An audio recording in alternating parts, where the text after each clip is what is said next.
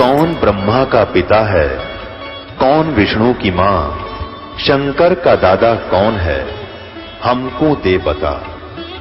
ये जानने के लिए कृपया सुनिए।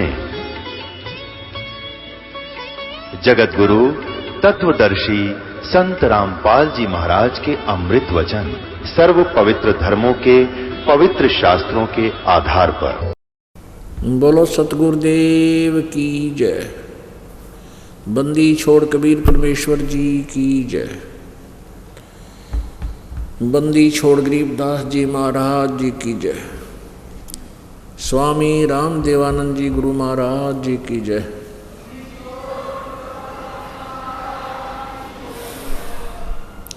सर्व संतों की जय, सर्व भक्तों की जय, धर्मी पुरुषों की जय। श्री काशी धाम की जय, श्री छुडानी धाम की जय, श्री करोथा धाम की जय, श्री बरवाला धाम की जय। सत सोहे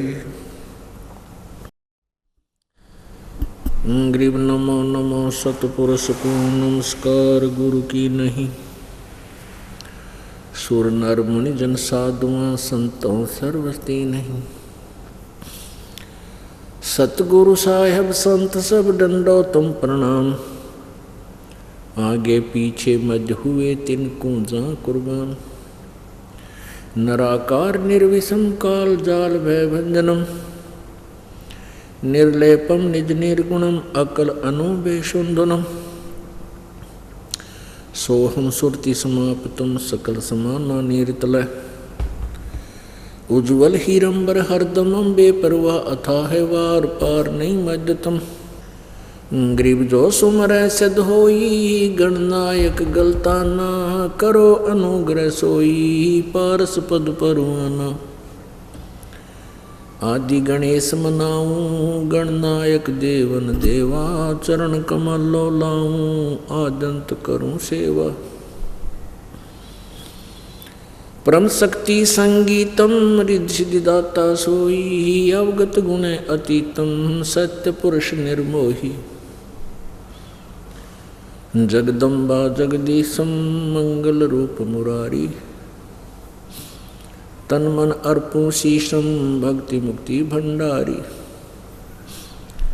सुर नर मुनि जन ध्यावे ब्रह्मा विष्णु महेशा।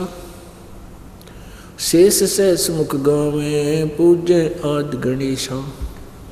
इंद्र कुबेर सरीखा वरुण धर्म राजावे। समर्थ जीवन जी का मन इच्छा फल पावे। 33 कोटि आधारा ध्यावे शेष 88। उतरे भव जल पारा कट है यम की फांसी। 33 कोटि आधारा ध्यावे शेष 88। उतरे भव जल पारा कट है यम की फांसी। कर जोरूं विनती करूं धरूं चरण पर शीश।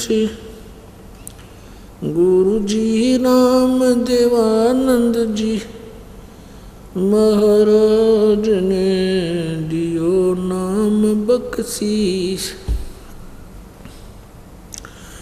कोटि कोटि सिजदा करूं कोटि कोटि प्रणाम। चरण कमल में राखियो में बंदी जाम गुलाम। कुत्ता हूँ गुरुदेव का रामपाल दास का नाम। गले प्रेम की जेवड़ी जा खेचो वहाँ जाऊँ मैं। तो करो तो बावड़ू दूर दूर करो तो जाऊं। जो राखो तो ही रहूं जो देवो सो खाऊं। जय इब कै सतगुरु मिले सब दुख आँखों रोए। चरणों ऊपर शीस धरूं, कहूँ जो कहनी वो। कबीर साईं मिलेंगे, पूछेंगे कुशलात, आदि अंत की सब कहूँ, अपने दिल की बात। गुरुजी तुम ना भूलियो, चाहे लाख लोग मिल जाएं, हमसे तुमको बहुत हैं, तुमसे हमको नहीं। कबीर तुम्हारे विसारे क्या बने, मैं किसकी शरण में जाऊं। शिव ब्रंच मुनि नारद, तिनके हृदय न समाऊं। अवगुण किए तो बहुत किए, करत न मानी हार। बावे बंदा बख्श दियो, बावे गर्दन उतार। अवगुण मेरे बाप जी, बख्शो गरीब नवाज। जो मैं पूत कपूत हूँ, बार पिता को लाज। मैं अपराधी जन्म का, नक्शक भरे विकार। तुम दाता दुख भंजना, मेरी करो सवार। सूरत करो मम साइया, हम हैं भव जल माही। आप ही बह जावांगे, जो तुम न पकड़ोगे बाण। बंदी छोड़ दयाल जी, तुम तक हमारी दौड़। जैसे कागज जहाज का, सूजत और न ठोर। परम पिता परमेश्वर पूर्ण ब्रह्म, सारी सृष्टि के रचनहार कुल मालिक कबीर देव कबीर साहिब की असीम कृपा से आप जी सत्संग के अंदर पहुंच पाए। जिन पुण्यात्माओं के बहुत ही जन्म जन्मांतर के पुण्य एकत्रित होते हैं, वो प्रभु के विशेष कृपा पात्र होते हैं। आप उन्हीं पुण्य प्राणियों में से हो, जो रह कर आपको परमात्मा काल से जमानत करवा के यहाँ अमृतवाणी की आपको वो उच्चार करवाते हैं। मात पिता मिल जावेंगे, मात पिता मिल जावेंगे, 184 माह। सतगुरु सेवा और ये बंदगी, भाई फेर मिलन की नाम। परमात्मा पूर्ण ब्रह्म स्वयं ही आकर के आप जी को चेता रहे हैं, समझा रहे हैं कि मनुष्य जीवन पाए कर नहीं रटे हरि नाम। और जैसे कुआं जल बिना फिर बनवाया किस काम। काल भगवान ने हमारे को वास्तविकता से अपरिचित रखा हुआ है। हमें ये ही नहीं मालूम हम कौन हैं, कहाँ से आए हैं, क्या उद्देश्य है हमारा। हम जिस क्रिया में समर्पित हैं, जिन कर्मों में हम समर्पित हैं, ये किस उद्देश्य से हम कर रहे हैं। हम प्रतिदिन मेहनत करते हैं, मजदूरी करते हैं, अपने बच्चों की परवरिश करने के लिए, अपने पेट के लिए, और मकान बनाते हैं अपनी सुख सुविधा के लिए। और जिन बच्चों को हम सुखी देखना चाहते हैं, जिनके लिए हम दिन रात मजदूरी करते हैं, मेहनत करते हैं, उन्हीं का नहीं पता कब यहाँ से मृत्यु हो जावे, देहांत हो जावे। तो हम इस विषय पर विशेष चिंतन नहीं कर पाते, केवल रोना ही शेष रह जाता है। रिश्तेदारों का आना जाना शुरू हो जाता है और फिर अंत में यही निष्कर्ष निकलता है कि भी यहाँ तो सभी के साथ ऐसा ही होता है। सांत्वना देते हुए कहते हैं कि देखो उनका एक ही पुत्र था, वो तो मृत्यु को प्राप्त हुआ, आपके तो 3 हैं, एक ही मृत्यु को प्राप्त हुआ है। तो ऐसे संतोष कर लेता है वो व्यक्ति जिसके 3 पुत्रों में से एक की मृत्यु होगी। कैसे संतोष कर लेता है कि उसको बताया जाता है कि देखो अमुक व्यक्ति का एक ही पुत्र था, वो भी मृत्यु को प्राप्त हुआ। शांत हुए, समय आने पर कुछ दिन में ये जख्म भर जाता है, फिर उसी स्पीड को फिर पकड़ जाते हैं, भूल जाते हैं। परमात्मा हमें आकर के याद दिलाते हैं कि ये काल की भूल भुलैया है। इस काल भगवान ज्योति निरंजन अर्थात ब्रह्म को एक श्राप लगा हुआ है, इसको एक बीमारी लगी हुई है, जिसके कारण ये 1 लाख मानव शरीरधारी प्राणियों का नित आहार करता है। ये ऊपर स्थूल शरीर यूजलेस है उसके लिए, जैसे काजू, जैसे बादाम के ऊपर गिरी अंदर होती है, ऊपर उसके कवर होता है, तो कवर खाने का नहीं होता, उसके अंदर गिरी बन जाती है, वो खाने की होती है। ऐसे ही इस स्थूल शरीर के अंदर एक सूक्ष्म शरीर है।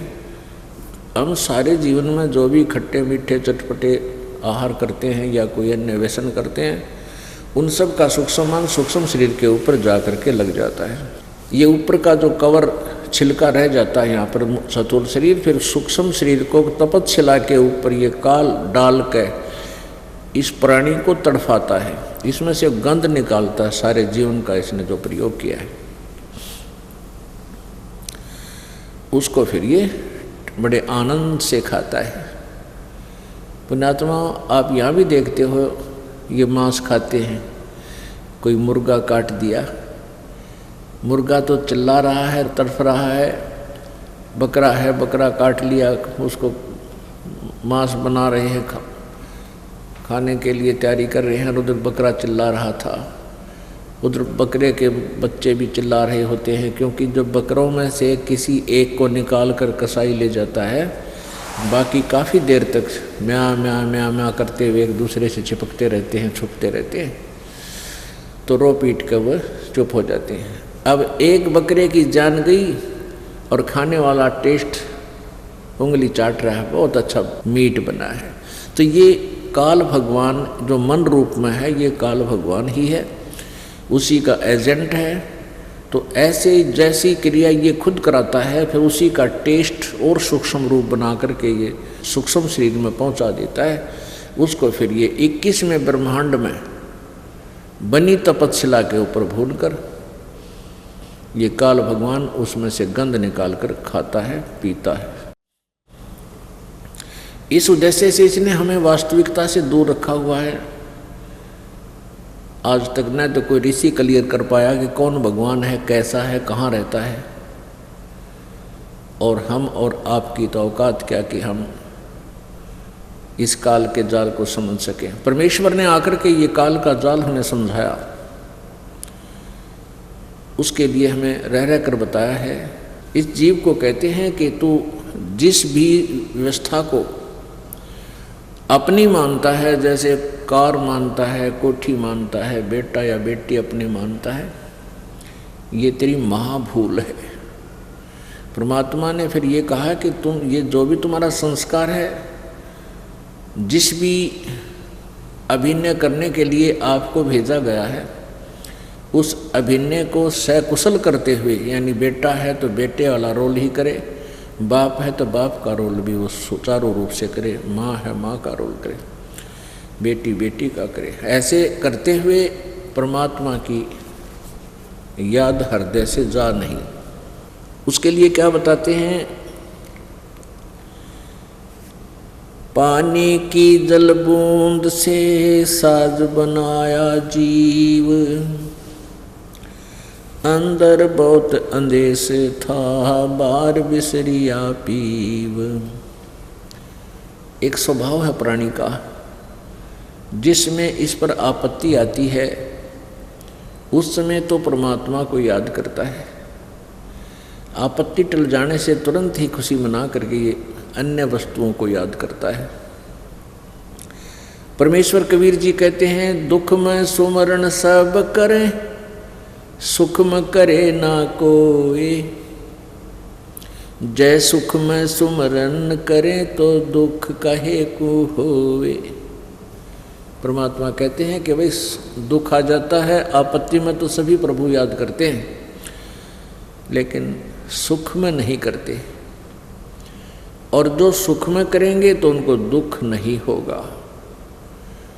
पुण्यात्माओं, इसमें बहुत सी बातें आ जाती हैं। वैसे तो सभी, कोई राम राम कह रहा है, कोई अल्लाह अल्लाह कह रहा है, कोई ओम ओम की रट लगा रहा है, कोई ओम नमः शिवाय, कोई किसी प्रकार के मंत्र, कोई किसी प्रकार के जाप कर रहा है, और उन पर भी आपत्तियां घोर आ जाती हैं और उनको सब हानि पहुंचा जाती है।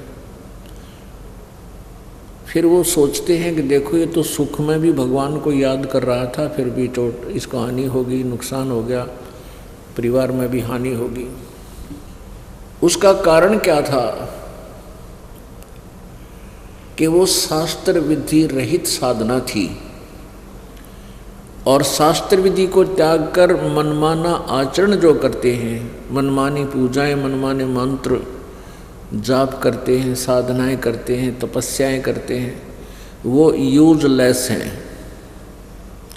गीता जी अध्याय नंबर 16 के श्लोक नंबर 23 में स्पष्ट किया है कि शास्त्र विधि को त्याग कर जो मनमाना आचरण करते हैं, अपनी सब इच्छा से मन गणत दो जाप मंत्र आदि कोई क्रियाएं करते हैं भक्ति की, न तो उनसे कोई लाभ होता है, न तो कार्य सिद्ध होता है, न उनकी गति होती है, न ही उनको कोई सुख प्राप्त होता है। और इन तीन वस्तुओं के लिए ही हम परमात्मा की साधना उपासना करते हैं। दूसरा कारण यह है कि जैसे आप जी ने शास्त्र अनुकूल साधना भी प्रारंभ कर रखी है, उपदेश ले रखा है, आपके घर में सब सुविधाएं उपलब्ध हैं, कोई दुख नहीं है जिसको आप दुख मानते हैं संसारिक, और फिर आप साधना भी कर रहे हैं और फिर भी आप पर आपत्ति आ गई, उसके दो कारण हो सकते हैं। एक तो ये कि आपने मर्यादा भंग की होगी, आपसे मर्यादा भंग हो गई है, या फिर कोई भयंकर आपत्ति थी, वो भयंकर आपत्ति और हल्की होकर टल गई। परमात्मा बताते हैं कबीर जी, कबीर सतगुर शरण में आने से आई टले बला, जय मस्तक में सूली हो व काटे में टल जा। सूली में सजाए मौत, जैसे फांसी देते थे हैं, ऐसे एक पहले सूली देते थे, सूली तोड़ते थे उसको, बस सूली तोड़ दिया। उसके एक बहुत लंबा सुआ होता था, उस गज टाइप सरिया सा, वो आर पार निकाल देते थे, विषाक्त होता था वो व्यक्ति जिसको सजा दी जाती थी, उससे वो मृत्यु को प्राप्त हो जाता था तड़प तड़प के। उसको सूली तोड़ना कहते हैं। तो पुण्यात्मा, दो कारणों में से कोई ऐसा भी हो सकता है यदि आपत्ति आती है तो कारण है कि एक तो कारण है कि या तो कोई घोर आपत्ति थी, वह हल्की होकर टलेगी, जान जानी हो टांग टूटेगी, ये भी परमात्मा की कृपा ही समझो। और दूसरी ये है कि आपने कोई क्रिया भंग कर रखी होगी। जब तक हम परमात्मा की मर्यादा में नहीं रहेंगे तो हमारी रक्षा प्रभु नहीं कर पाएंगे। जो नियम आपको बताए गए हैं, ये साधनाएं नहीं करनी है, इस प्रकार की क्रियाएं नहीं करनी है, शराब मांस तंबाकू प्रयोग नहीं करना है, इनमें से कोई सा भी आप कर लोगे तो आपका नाम खंड हो जाएगा, आपका कनेक्शन कट जाएगा। जैसे किसी भी कारण से आपकी बिजली का कनेक्शन कट गया तो पावर नहीं आएगी। जिस बिजली से पंखे चले थे, पानी निकाल रहे थे, बटन दबाते ही पशुओं का चारा काट रहे थे, सानी काट लेते थे, आटा पीस लेते थे, सब सुविधाएं ठप हो जाएंगी, नहीं आपको मिलेंगी। तो वो कनेक्शन फिर पुनः जुड़वाना पड़ेगा आप जी ने, तभी ये सब लाभ आपको पुनः प्राप्त होंगे। जैसे कोई खेल का मैदान होता है, बच्चे गेम खेलते हैं, उस खेल के मैदान में खेलने वाले खिलाड़ियों के कुछ नियम होते हैं।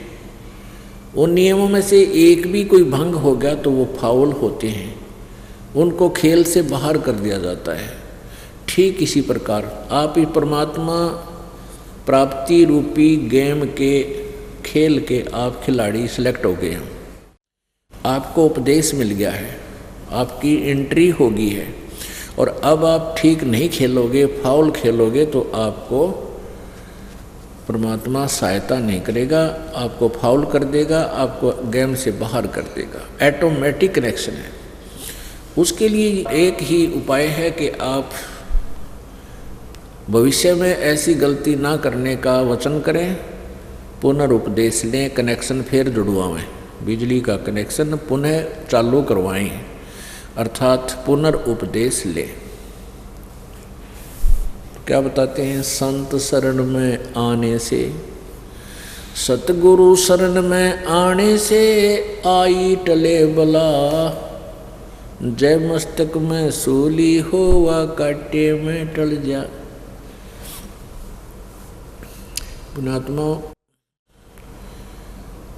मानव समाज सत्संग से बहुत दूर रहा है अभी तक, और सत्संग जो लोग करते थे वो सत्संग से परिचित नहीं थे। कथाओं का सुना देना, पुस्तक पोथी पढ़ के जैसा वो जानते ऐसा अर्थ कोई कर देना, ये अलग बात है। जिस संत के पास पूर्ण मार्ग ना हो, नाम देने का अधिकार ना हो, उसके पास सत साधना ना हो, तो उससे उपदेश लेना भी व्यर्थ है, उसके द्वारा किया गया सत्संग भी व्यर्थ है। एक समय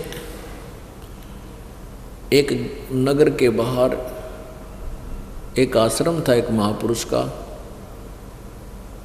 पुण्यात्माओं कहते हैं, 100 छलछीदर मैं करूं अपने जन के काज, अरण्यक से पूजो मार दो नरसिंह धर हूं साज। अनंत कोटि अवतार हैं, अनंत कोटि अवतार हैं, ये नौचित हैं बुद्धि नासे, खल्यक खेल खलक में 6 ऋतु 12 मास। क्या बताते हैं गरीबदास साहिब जी? परमेश्वर कबीर जी से परिचित होने के उपरांत जिसमें उनका ज्ञान योग खुल गया था, उसके बाद तत्व ज्ञान प्रचार करते हुए बता रहे हैं कि परमात्मा पूर्ण ब्रह्म के अनंत अवतार हो लिए। अवतार माने अंत बार वो अवतरित हो लिया अपने सतलोक से आकर, और ये मंदबुद्धि के लोग केवल 9 अवतारों तक सीमित हैं जो काल के पुत्र यहाँ अवतरित होकर आए हैं।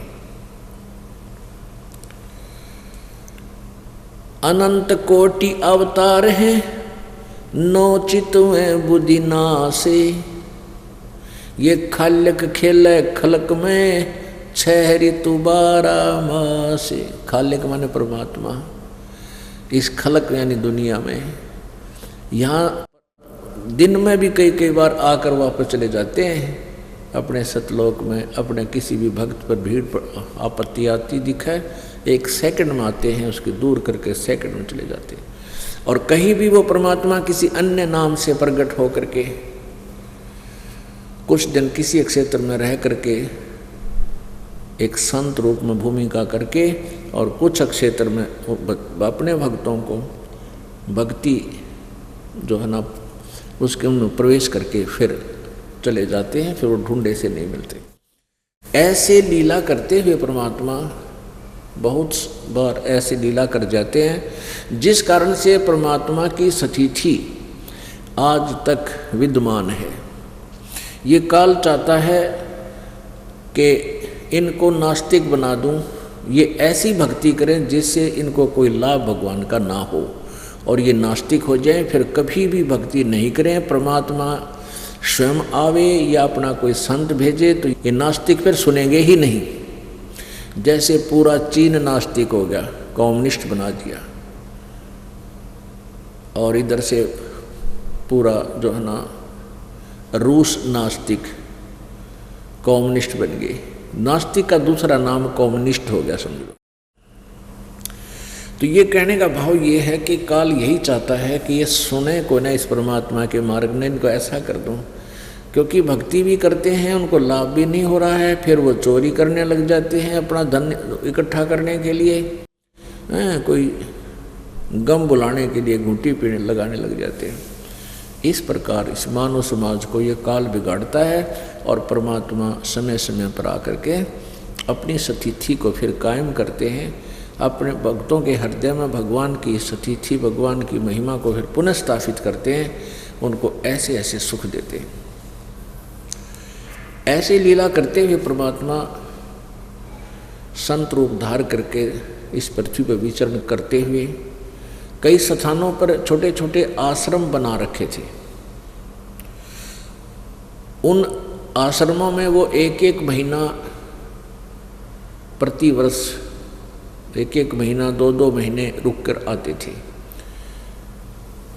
और वहाँ के भक्तों को भक्ति मार्ग, आशीर्वाद, उनसे कुछ ऐसे पुण्य करवाते थे जिससे उनको इस जीवन रूपी सफर में आने वाले जो कांटे हैं पाप कर्म के, वो हानि ना करें।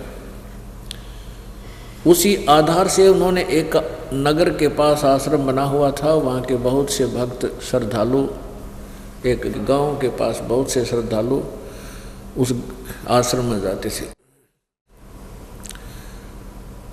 जैसे भी 20, 30, 50 जैसे वर्ग थे, परिवार 10-20 परिवार थे, वो परमात्मा के चाहने वाले उस आश्रम से संबंधित थे। तो जब संत गुरुजी आते थे, गुरुदेव जब आते थे उस आश्रम में 1 महीना रहने के लिए, तो गांव के प्रत्येक प्राणी, पहले छोटे छोटे घर होते थे गांव में, नगर भी इतने बड़े नहीं होते थे, गांव में थोड़े थोड़े घर होते थे। तो उसमें प्रत्येक घर के सदस्य, प्रत्येक घर ने, यानी एक घर में जैसे कोई ने एक ने नाम ले रखा या पूरा परिवार भी लग जाते हैं धीरे धीरे। तो क्या करते थे, जब संत यानी गुरुजी आते थे आश्रम में, महीना रुकते थे या 2 महीना रुकते थे, तो वो क्या करते थे कि प्रतिदिन का आहार गुरुजी का और जितने आश्रम उनके साथ शेष थे 2, 4, 10, उन सभी का 1 दिन का आहार, 1 दिन के भोजन एक ही परिवार करता था उनकी व्यवस्था, यानी घर से बनाकर ले जाते थे, आश्रम में खिलाते थे दोनों समय। ऐसे उन्होंने अपना एक टर्न बना रखी थी। ऐसे चलता रहा। तो एक दिन क्या हुआ कि एक बहन का नंबर आ गया, वो आश्रम के भोजन का। परमात्मा की लीला हुई कि उनका दूध फट गया, दूध खराब हो गया, और अपना नंबर पे सभी ये कोशिश करते थे कि अच्छे से अच्छा भोजन आहार भक्तों और संतों को कराएं। जैसे खीर तो मुख्य ही होती थी, उसने खीर बनाना था, दूध उसका खराब हो गया। तो उसने देखा कि यहाँ एक मेरे साथ में एक बहन रहती है, उसके भैंस है ताजी ब्याई, यानी अभी 10-20 दिन की वो भैंस है, उसके वहाँ गई। क्योंकि कोई भी वस्तु जब मांगने जाता है व्यक्ति तो पहले कुछ भूमिका बनाता है, कुशल मंगल पूछता है। जो ही उस सत्संग में जाने वाली गुरुमुख बहन ने उस नए सत्संग में जाने वाली बहन से प्रार्थना की कि कुशल मंगल पूछा कि ठीक हो, परिवार कैसा है, ठीक है। तो उस बहन ने कहा, जो उपदेशी नहीं थी, उसने कहा कि बहन कुछ भी ठीक नहीं, पहले तो मेरे पति की मृत्यु हो गई थी। तो उस बहन ने कहा कि बहन आंखों में आंसू भरकर रोते हुए कहने लगी कि मेरे भाग में सुख को ना, पहले पति की मृत्यु हुई, इकलौता पुत्र है, आपको पता ही है, और छोटी ही उम्र का था ये, तभी इसके पिता की मृत्यु हो गई थी। और मैंने यही जानकर पुनर्विवाह नहीं करवाया कि मेरे बेटे को दुख ना हो जाए, पुत्र इसने अपना पाल पोस के बड़ा कर लूँगी और ये आगे चलकर मुझे सुख देगा। अब पति का गम भूली थी, बच्चा युवा होने लगा था, अब ये बच्चा भी निकम्मा हो गया, शराब पीता है। रात को इसकी इंतज़ार करती रहती हूँ, ना जाने कब ये आकर के विश्राम करता है और सुबह निकल जाता है, पैसे मांगता है, शराब पी जाता है और कोई नशीली वस्तुएं खाता है। अब मेरा तो जीवन नरक हो गया है, बहुत बुरी तरह रो रही है। तो उस बहन ने कहा कि बहन मैं आपसे एक प्रार्थना करना चाहती हूँ कि आप हमारे सत्संग में चला करो, गुरुजी आए हुए हैं, आप भगवान के विचार सुनोगी, परमात्मा की चर्चा सुनोगे, आपका दुख दूर होगा। जो हो लिया सो हो लिया, पर आगे भगवान आपकी बहुत मदद करेंगे, आप गुरुजी से उपदेश ले लो। इस बात पर वो बहन कहने लगी जिसने उपदेश नहीं ले रखा था कि मैं पहले तो विधवा, मेरा पति नहीं घर पे, और मैं सत्संग में जाऊंगी तो गांव वाले पता नहीं के मुंह बनावेंगे, क्या क्या चर्चा करेंगे, ये तो बिगड़गी, इसका पति को नहीं है, ये तो निकम्मी है, और देवर जेठ ये सब ताने मारेंगे, मुझे पता नहीं किस दृष्टि से देखेंगे। मैं नहीं ले सकती उपदेश वगैरह, मैं नहीं ले सकती। तो चलो ना हुई, कोई बात नहीं। फिर उस बहन ने कहा कि बहन ऐसे मैं उपदेश ले रखा गुरुजी से, आज मेरा टर्न है गुरुजी को भोजन खिलाने का, आश्रम का भोजन देती हूँ मैं, हमने अपना नंबर बांध रखा है। तो आज मेरा दूध खराब हो गया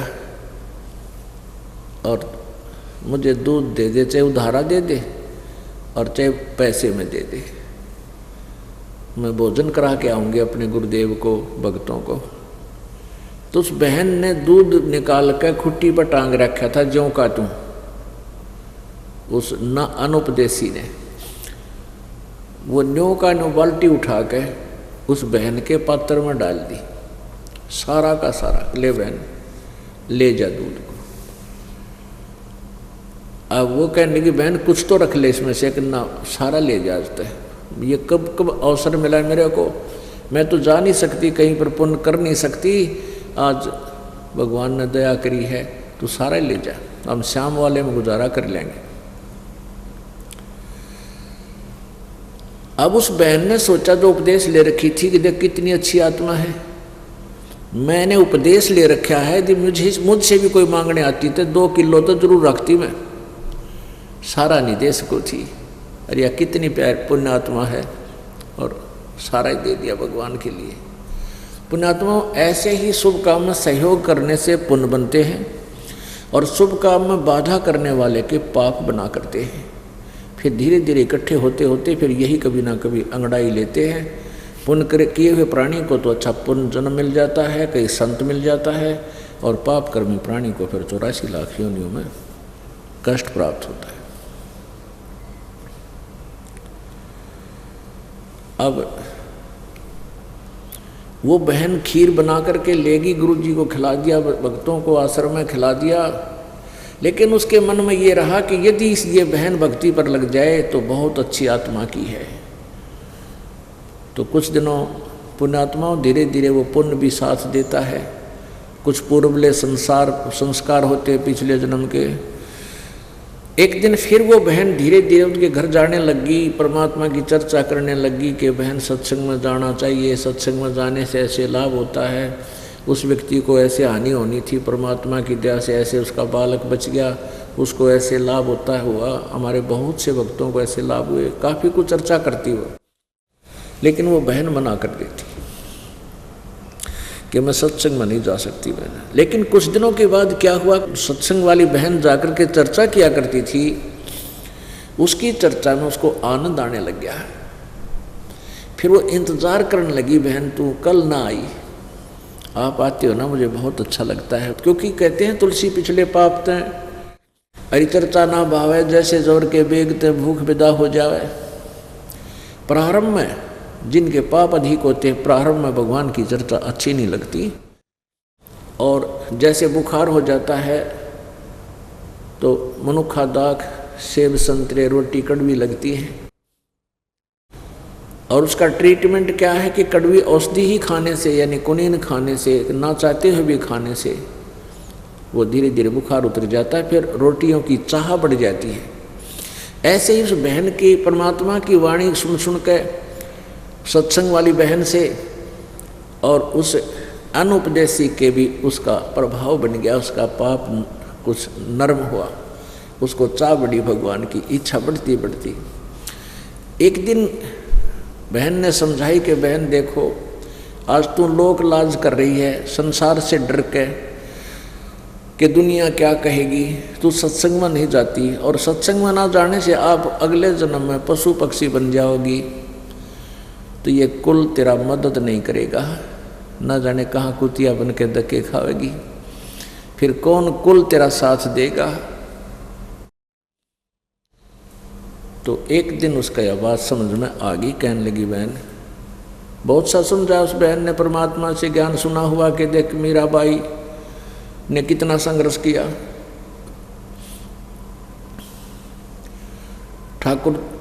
ठाकुर घर में जन्म, जो घर से भी बेटियों को बाहर नहीं जाने देते थे, पर्दे में रखा करते थे, और उस मोर्चे को तोड़कर मीरा परमात्मा की तरफ अग्रसर हुई तो सफल हुई। आज मीराबाई का नाम एक बहुत ही श्रद्धा की दृष्टिकोण से लिया जाता है, और ये लोक लाज करने वाली ना जाने कितनी मरगी बहन बेटियां, कोई भूतनी बन रही है, कोई कितना दुख पा रही है, कोई नहीं पूछता उनको।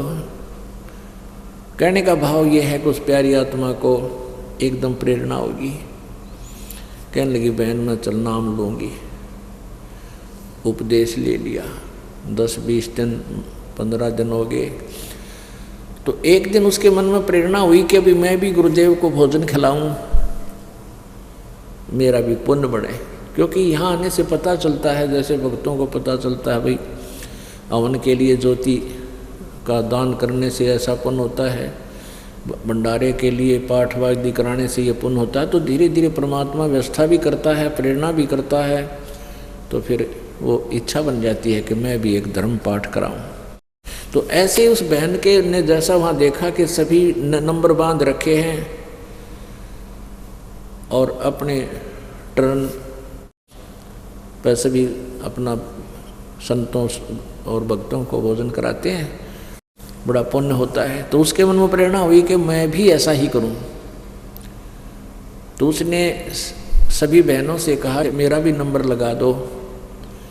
तो जिसके जैसे भी नंबर बंधे हुए थे वो पूरे बंधे हुए थे पूरे महीने के।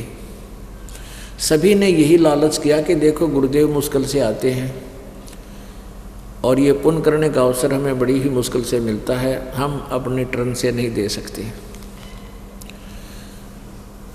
तो उस जिस बहन ने वो लगाई थी सत्संग में साथ लेकर गई थी, उसने कहा बहन ऐसे कर ले, अब ये 1-2 दिन के बाद मेरा टर्न आएगा, उसमें सुबह का भोजन मैं करवा दूंगी, शाम का तू करवा दिए, आप करा देना।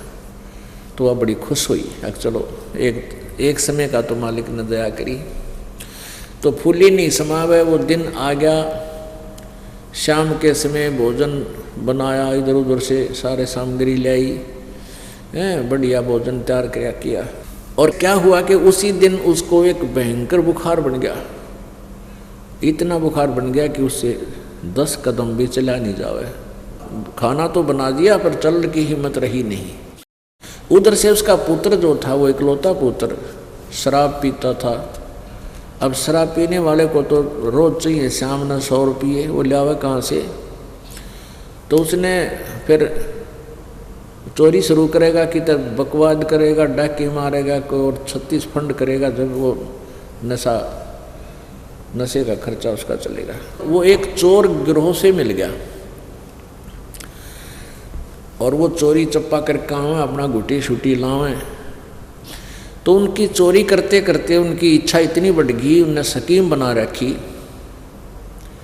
कि आज रात्रि में राजा के घर चोरी करेंगे और रानियों के ना गहने कोई कोई लाख रुपए के होते हैं और गहने उठा लाएंगे। तो सब ने अपने मियाँ मिट्ठू बन गए और ये स्कीम बनाई कि रात के 12 बजे इस मंदिर के पास आ जाना। एक मंदिर था, तो सब अपनी अपनी तैयारी में लग गए। उधर से वो लड़का जब शाम के समय अपने घर गया और रात्रि के 12 बजे उसने अपने मित्रों से मिलना था, तो उसकी माँ ने कहा कि बेटा, वो सारी कहानी बताई कि ऐसे ऐसे आज मैंने बड़ी मुश्किल से ये टर्न मांग कर ली है। शाम का भोजन मैंने शाम के भोजन की मेरे अरदास मंजूर हुई है और बेटा मुझे बुखार बहुत हो गया, मैं चलने में असमर्थ हूँ। आप ये भोजन मेरे गुरुदेव का आश्रम में दे या बेटा। अब शाम के 8 बज गए, 7, 8 बज गए गर्मियों के दिन, और उसने सोचा लड़के ने कि 2 किलोमीटर पर आश्रम, 1 घंटा जानकर 1 आन का, और 1 घंटा मन माने वहाँ भोजन खाने में ला दे बाबा जी, और तेरे तक 12 अड़े बज जाएंगे, मैं जा नहीं पाऊँगा चोरी करने। तो उसने कहा कि माँ मैं किसी की रोटी राटी नहीं लेकर जाऊँ कहीं पर, मैं खाना नहीं ले जाऊँगा, और माँ तू वहाँ मत जाकर, दुनिया तेरे बारे में पता नहीं कौन क्या क्या कहता है, क्यों चक्कर में पड़ रही है, कुछ ना कहता है। तो उसकी माँ ने बोली बेटा आज तो मेरा ये काम कर दे, मैं जिंदगी में तुझे फिर आज के बाद कुछ कदे नहीं कहूँगी तू किसी काम के लिए, और यदि तू आज ये भोजन नहीं पहुँचावेगा तो मुझे फिर आगे टर्न नहीं मिलेगी, क्योंकि सब मेरे पर आश्रित हैं कि वो रोटी लेकर आवेगी, कोई नहीं बनाएगा, साधु महात्मा भूखे सोएंगे। माँ ने 1-2 बार कहा पर वो नालायक कति नहीं मान्या, ने बोला मेरे फालतू मत बोला है। अब वह माँ बुरी तरह बैठकर रोने लगी और रोने के अतिरिक्त कोई विकल्प नहीं था।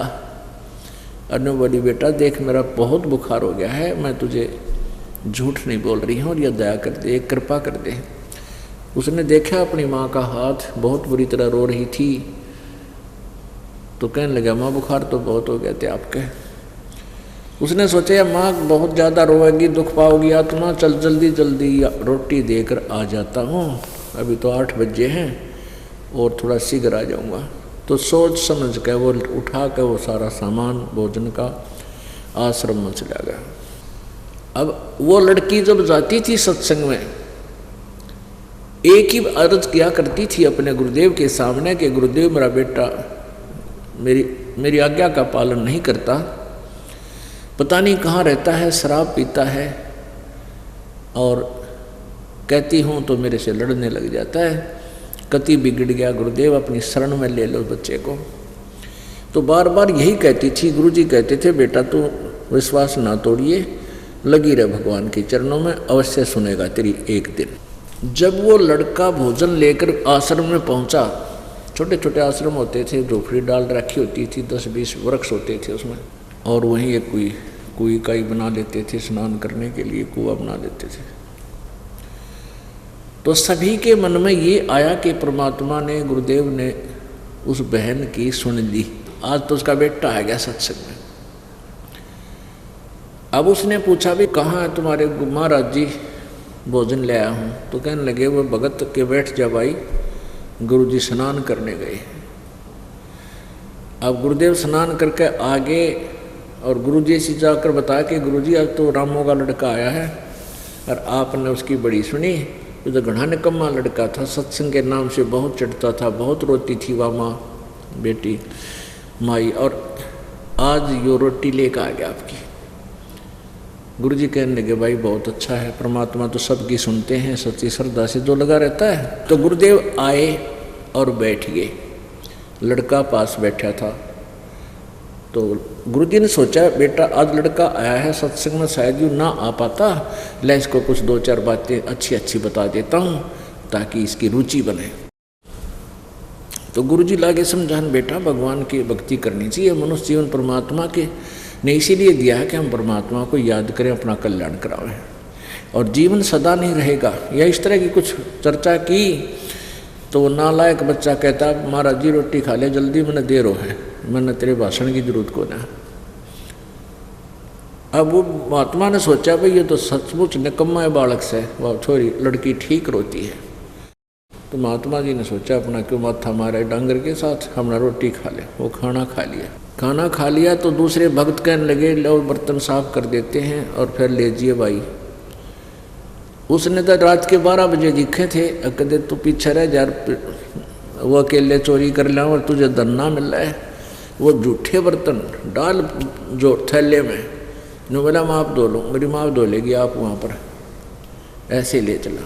वहाँ से डांक ठोक दी, नो भाग लिया दौड़ता हुआ जल्दी जल्दी आगे। तो जब वो चला आ रहा था तेजी से, एक कांटा चल गया उसके पैर में, कांटा लग गया और अंदर ही टूट गया अच्छा लंबा। अब उसके तो पैर ना टिके, जब आधा सफर हो लिया तब उसको कांटा लग गया और पैर के अंदर ही टूट गया वह सूल, और उस पैर को वो टेक नहीं पा रहा है, पंजे पंजे रखता हुआ और धीरे धीरे आ रहा लंगड़ाता हुआ। काफ़ी समय लग गया। अब कांटा रात ने निकला को ना, पहले ऐसे औजार होया करते थे, शाम ने कुछ बांधते उसका और सुबह फिर निकाला जाता, ऐसे कुछ व्यवस्था थी। अब उसका चोरी का प्रोग्राम तो टल गया, उसको बड़ा दुख हुआ। जाती अपनी माँ को भूंडी अच्छी बोला और 20 गाल दी। महाराज गुरुजी तक गया था, तेरे गुरुजी तू कहती है वहाँ बड़ा सुख होता है और मेरा तो इतना दुख हो गया, मुझे तो नाश कर दिया मेरा तेरे गुरुजी का, कभी नहीं जाऊँगा, उसकी शक्ल भी नहीं देखूँगा। आज ही गया था जब मेरा कांटा लग गया और आप कहते हो वहाँ पर ऐसे ऐसे होता है। अब वो माई रो रही है, अपनी किस्मत को कोस रही है कि मैं कितनी निकम्मी, कितनी मंदभागी हूँ, मैं कितनी दुर्भाग्यन हूँ, कितना दुर्भाग्य है मेरा कि हे भगवान आज के बाद ये कभी ना खुद जाएगा ना मुझे जाने देगा, ऐसा निकम्मा बच्चा है। ये परमात्मा इसका कांटा भी आज ही लगना था निकम्मे का, मेरा ही दुर्भाग्य है और अब ये कभी मुझे जाने नहीं देगा। ये सोच के उठी बुखार में और कहा बेटा कहाँ लग गया कांटा, देखा। तो ऐसी व्यवस्था होती थी पहले को, सरसों का तेल का कुछ ऐसे बांध देते थे उसके और सुबह नरम हो जाता, सुबह निकलवाऊंगी बेटा इतना आराम कर ले। अब वो लेट गया बालक, वहाँ तो नहीं जा सका पर सारी रात ऐसे ही बकवाद करता रहा। देख लिया तेरा गुरुजी ऐसे है और वैसे है, सब पाखंडी इकट्ठे हो रहे हैं, ये कर रखा। उधर से उनके साथियों ने अपने साथी की इंतज़ार की 12 साढ़े 12 बजे तक, वो नहीं पहुंचा तो उसने अपने सुनियोजित तरीके से समय पर जा करके राजा के महल में चोरी करने की कोशिश की। तो उनकी अपनी सोच थी चोरी कर लेंगे, पर वहाँ तो व्यवस्था बहुत होती है। उन्होंने सैनिकों ने पकड़ लिया, सिपाहियों ने मंत्री के पास ले गए। मंत्री सुबह राजा के पास लेकर गया, कहा राजन ये इतने खूंखार डाकू हैं, राजा के महल में चोरी करने की कोशिश कर रहे थे, ये आम जनता को कैसे जीने देंगे जब राजा का खौफ नहीं, इनको भयंकर सजा दी जाए। भयंकर सजा होती थी सूली तोड़ना। सूली कैसे तोड़ते थे, एक लंबा एक 3-4 फुट का 2-2.5 फुट का एक वो होता था ताकू सा श्री, यानी लंबा जैसे बाला सा बना दिया करते थे श्रीये का, और उसको एक चकला होता था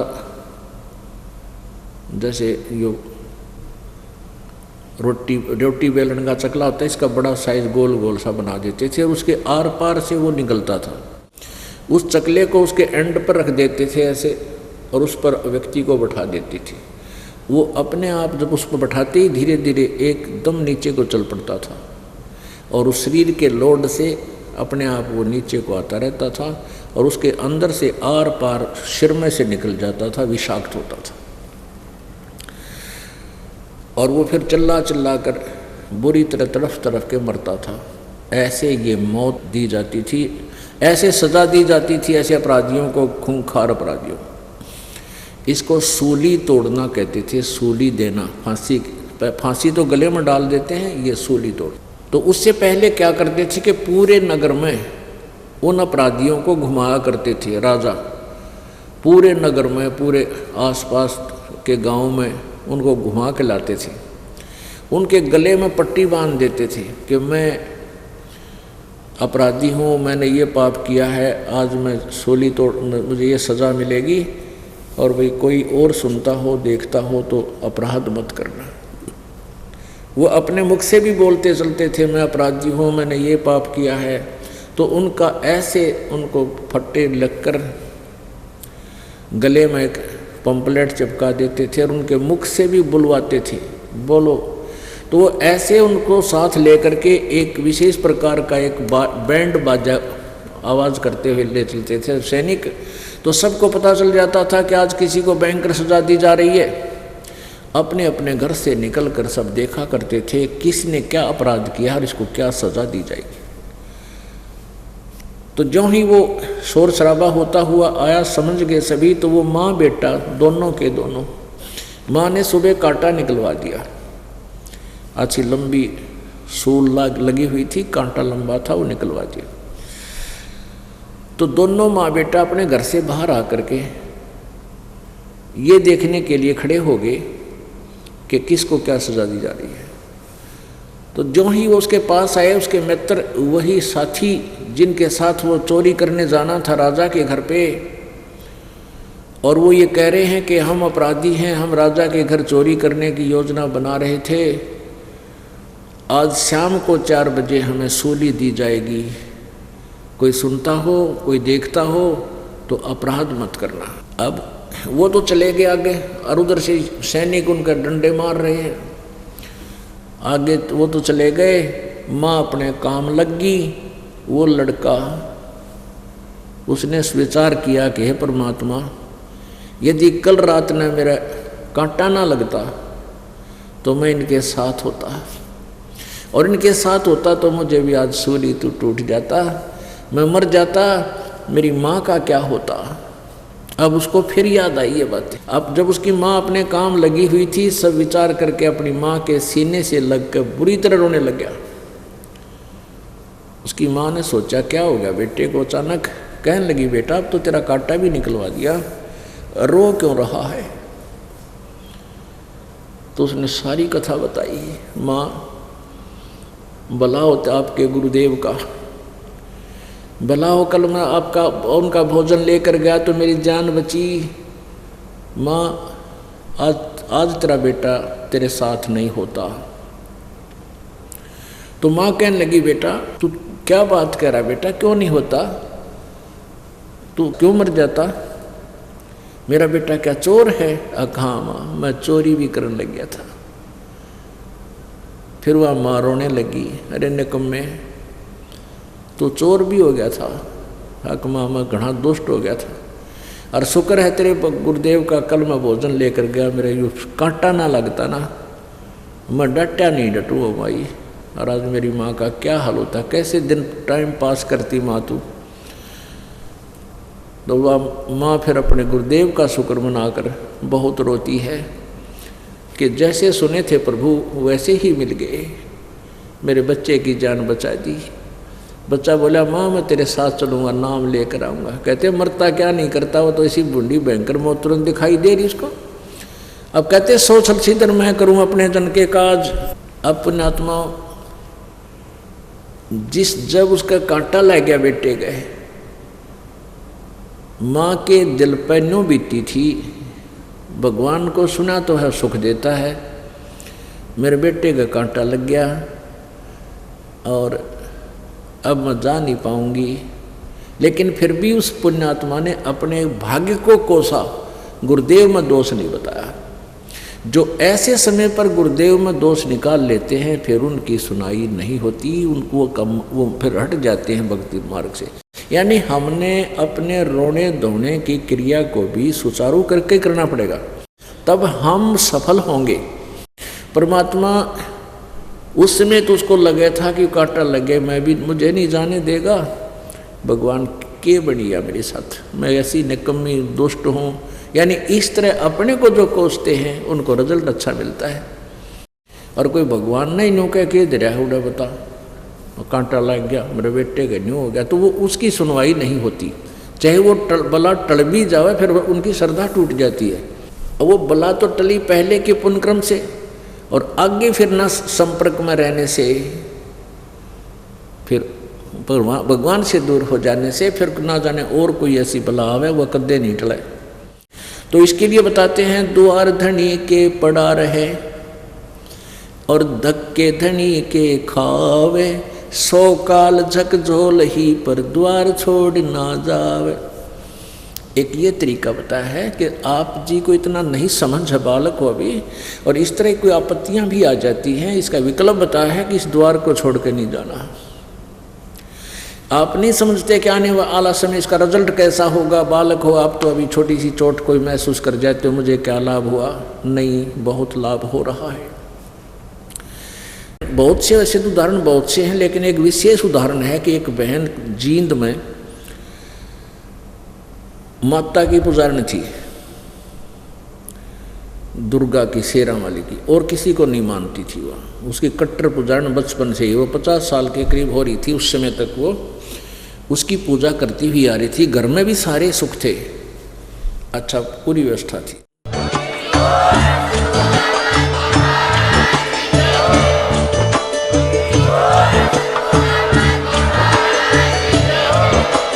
आप सुन रहे थे जगत गुरु तत्वदर्शी संत रामपाल जी महाराज जी के मंगल प्रवचन। अधिक जानकारी के लिए विजिट कीजिए हमारी वेबसाइट www.jagatgururampalji.org। संत रामपाल जी महाराज जी के शुभ आशीर्वाद से पूरे विश्व भर में 500 से भी ज्यादा नाम दीक्षा केंद्र हैं, जिन पर संत रामपाल जी महाराज जी द्वारा ऑनलाइन निःशुल्क नाम दीक्षा दी जा रही है। अपने नजदीकी नाम दीक्षा केंद्र का पता करने के लिए संपर्क करें 8222880541।